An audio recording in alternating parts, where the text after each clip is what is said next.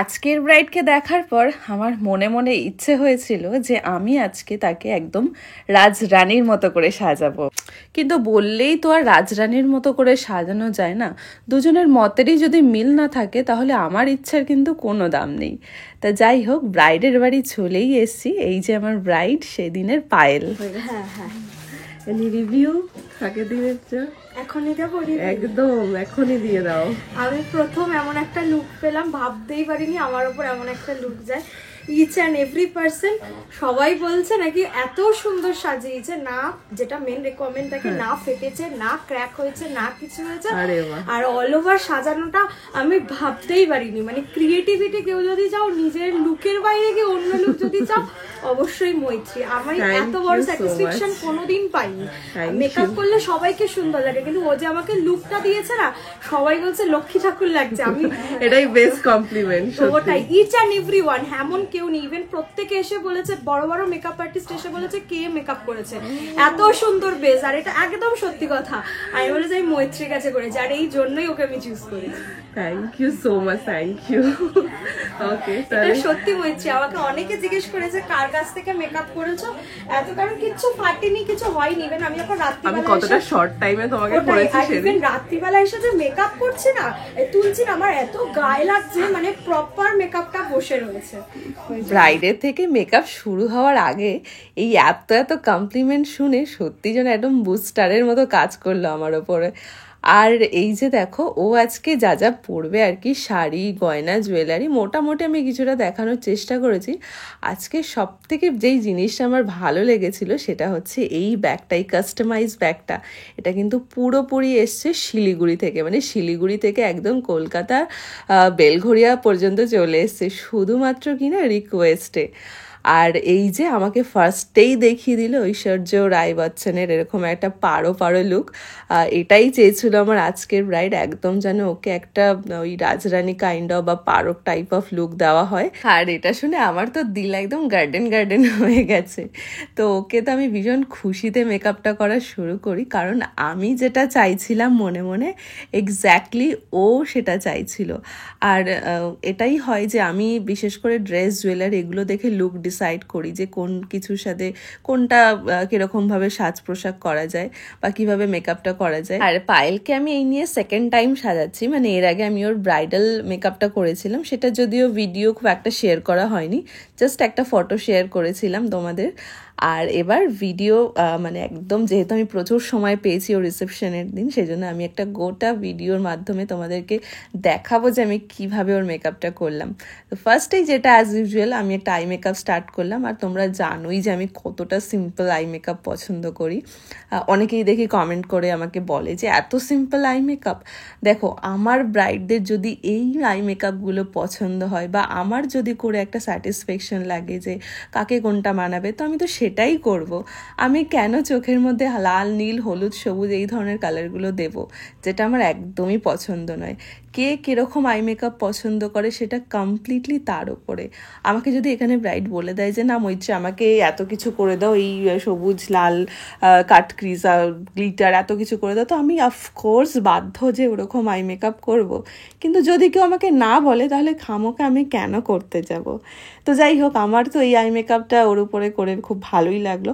এবার eye makeup করার পর যেটা আসে সেটা হচ্ছে ফেস মেকআপ।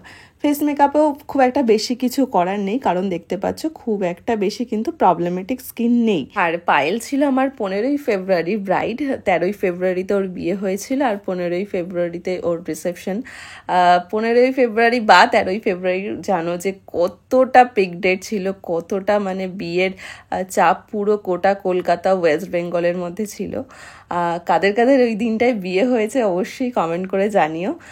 আর কারা চেয়েছিলে আমার কাছে সাজতে সেটাও একবার জানিও, যাতে করে আমিও বুঝতে পারি যে কটা মানুষের বা কজন মানুষের শখ ছিল, ইচ্ছে ছিল ওই দিনটা আমার কাছে সাজার। একটা ছোট্ট অ্যানাউন্সমেন্ট আমি এই ভিডিওটার মধ্যেই দিয়ে দিই। আমার সামনের এই 18ই অক্টোবর থেকে কিন্তু একটা ব্রাইডাল মাস্টার ক্লাস শুরু হচ্ছে, যেটা 20 নম্বর ব্যাচ, আর যেটার লোকেশন হচ্ছে নিউ টাউন, সুলঙ্গুড়ি। তো এখানে আমি শেখাতে চলেছি ব্রাইডাল মেকআপের পাশাপাশি কলকা, হেয়ারস্টাইল, শাড়ি ড্রাপিং এবং নানান রকমের মেকআপ। তো তোমরা যারা চাইছো এমন সুন্দর সুন্দর কাজ শিখতে আমার কাছ থেকে, এমন ফ্ললেস বেস কীভাবে তৈরি করবে, কীভাবে একটা সুন্দর হেয়ারস্টাইল অ্যাপ্রোপ্রিয়েট ব্রাইডের জন্য কীভাবে তৈরি করবে, সমস্তটা তোমরা আমার ওই কোর্সটা থেকে জানতে পারবে, যেটা হবে 15 দিনের একটা ক্লাস, স্যাটারডে এবং সানডে করে। আমি কন্ট্যাক্ট ডিটেলসটা তোমাদের এই স্ক্রিনে দিয়ে দিলাম, যারা অ্যাডমিশন নিতে চাইছো অবশ্যই কিন্তু তোমরা কন্ট্যাক্ট করে নিও। চলো, কথা বলতে বলতে মেকআপও হয়ে গেছে, এবার জুয়েলারি পরিয়ে এই যে কমপ্লিট লুকটা দেখো, ওর প্রত্যেকটা জুয়েলারি একদম কতটা বেশি মানানসই, অনেক কিছু না তবুও কিন্তু অনেক কিছু। আর কি দিতে পারলাম কি ওকে পারো পারো লুকটা, নাকি পারোর থেকেও বেশি সুন্দরী করে তুললাম? কমেন্ট বক্স তো রয়েছেই তোমাদের জন্য, পজিটিভ নেগেটিভ সবটাই তোমরা দিতে পারো। আর সত্যি কথা বলতে ভীষণ সুন্দর লাগছিল, একদম অন্য রকম, অনেক দিন পর একটা অন্য রকম ব্রাইড সাজালাম, যেটাই আমি নিজেও ভীষণ স্যাটিসফাইড। আর এবার চলো একটু ব্রাইডের কাছ থেকেই শুনে নাও যে ওর কেমন কি লাগলো। কেমন লাগছে তোমার? ভীষণ সুন্দর। প্রথম দিন একটা বেশ স্মুদি মানে খুব শান্তশিষ্ট লুক দিয়েছিল, আজকে ঠিক ততটাই সুন্দর লুক দিয়েছে। আমি ভীষণ হ্যাপি। একেই হয়তো আসল আর্টিস্ট বলে, যে একটা মানুষকে অনেক রকম লুকে প্রেজেন্ট করা, শুধু সুন্দর লাগা নয়, তাকে সফিস্টিকেট লাগা, ইভেন তার মধ্যে যে অনেকগুলো লুক আছে এটা যে দেখতে পাওয়া, সেই হয়তো অরিজিনাল আর্টিস্ট, যেটা মৈত্রীর থেকে বেটার আমার মনে হয় না কেউ আছে। আর ও আমাকে যেই লুকটা দুদিনে দিয়ে ফেলেছে, আমার মনে হয় না এরপরে আমি অন্য কোনো কারোর কাছে সেজে কোনোদিন স্যাটিসফাইড হবো। I am two happy. Even আমি নয়, আমার পরিবার, আমার পরিজন সবাই তো রিভিউ দেবে। আমার যিনি ক্যামেরা দাদারা আছে, তিনি আমাদের বিয়ের দিনে বলেছিল তুমি কার কাছে সেজেছো, এত সুন্দর ব্যালেন্স করে সাজিয়েছে। তো আই থিঙ্ক আজকেও সেরকমটা ভাবো। আমি নিজে দুদিনের লুক নিয়ে ভীষণ স্যাটিসফাইড, ভীষণ হ্যাপি, এতটাই স্যাটিসফাইড যে যদি আমাকে কেউ প্রশ্ন করে কোন দিনেরটা বেশি ভালো, আমি বলতে পারবো না। ঠিক কতটা ভালো লাগছে সেটা হয়তো আমি ভাষায় প্রকাশ করতে পারবো না। ওকে তো দেখতে সুন্দর লাগছে, আর ওই যে ও এত কিছু বললো, এত এত কাজের প্রশংসা করলো, সেটা সত্যি একটা আলাদা জায়গা করে দেয় আমার কাজের ভালোবাসা, কাজের শ্রদ্ধা করতে। তো তোমরা যারা দেখলে পুরো ভিডিওটা, পুরো সবাই কমেন্ট করে যেও। শুধু দেখলেই হবে না, একটা কমেন্টও কিন্তু করতে হবে যে কেমন লাগছে পায়েলকে দেখতে। আর যদি তোমরা ওর মতো কেউ সাজতে চাও, অবশ্যই আমার এই যে স্ক্রিনে আমি নাম্বার দিয়ে দিলাম, এই নাম্বারে তোমরা কন্ট্যাক্ট করতে পারো। সামনে কিন্তু প্রচুর আপকামিং ব্রাইডাল সিজন আসছে, অনেক ডেট এরকম হবে যে খালি থাকবে, অনেক ডেট হবে বুকিং থাকবে। তো তোমরা একবার কন্ট্যাক্ট করো, যদি অ্যাবিলিটি থাকে অবশ্যই কিন্তু তোমরাও সুযোগ পাবে আমার কাছ থেকে এমন সুন্দর সুন্দর লুকে সেজে ওঠার। আর চলো এবার তাহলে টাটা সবাইকে, সবাই খুব ভালো থেকো, সুস্থ থেকো। আর প্রত্যেকটা ভিডিওতে যেমন ভালোবাসা দিয়ে যাও অফুরন্ত, তেমনটাই দিয়ে যেও।